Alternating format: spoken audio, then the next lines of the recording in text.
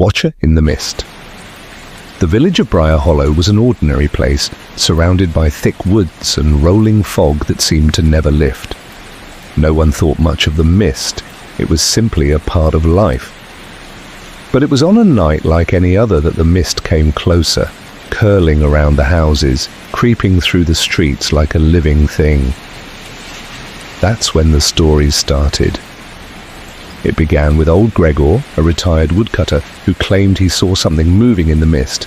His voice, usually gruff, trembled as he told the tale to the men at the tavern. I was out by the edge of the woods, just collecting some firewood. I swear I saw it.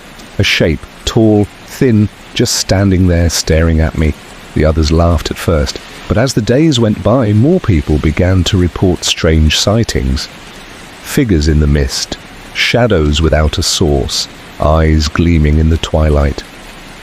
One by one, the men of Briar Hollow became uneasy. Even the bravest, like Duncan the blacksmith, admitted to feeling watched whenever he left his forge after dark. It wasn't long before no one went out alone after sunset. Then, Elias disappeared. He'd gone to the woods to hunt, something he did every week without fail.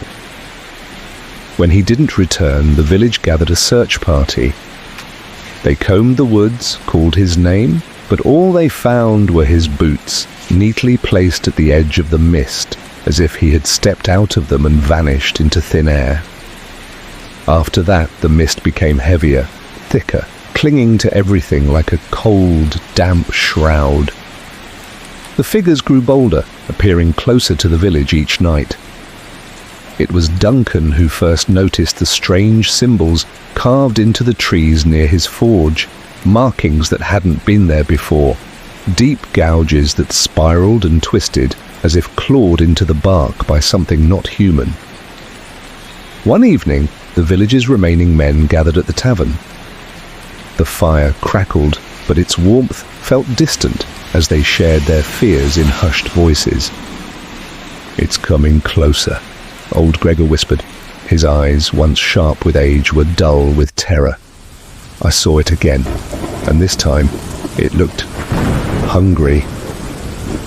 "Whatever it is," Duncan said, gripping his mug, "it's not just watching anymore." That night the mist was so thick that you couldn't see your hand in front of your face. But from within it came sounds, a low, distant growling and the soft crunch of footsteps. The next morning, Duncan was gone. His forge was cold, untouched, and the door was wide open, swinging slowly in the wind.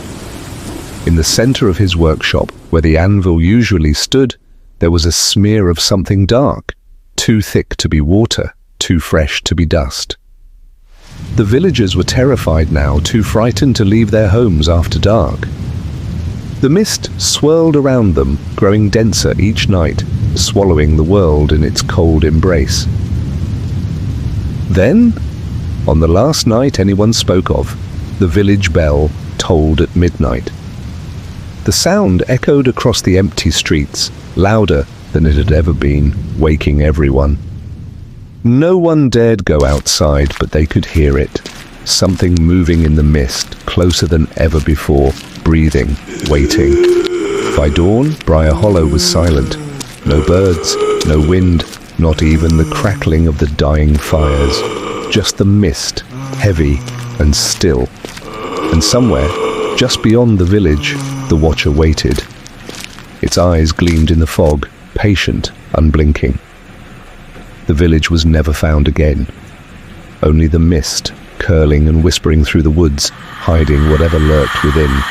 But if you listen closely, when the wind is just right, you can still hear the bell tolling and the soft, steady footsteps of something that never left. Is it still watching, or is it waiting for something or someone?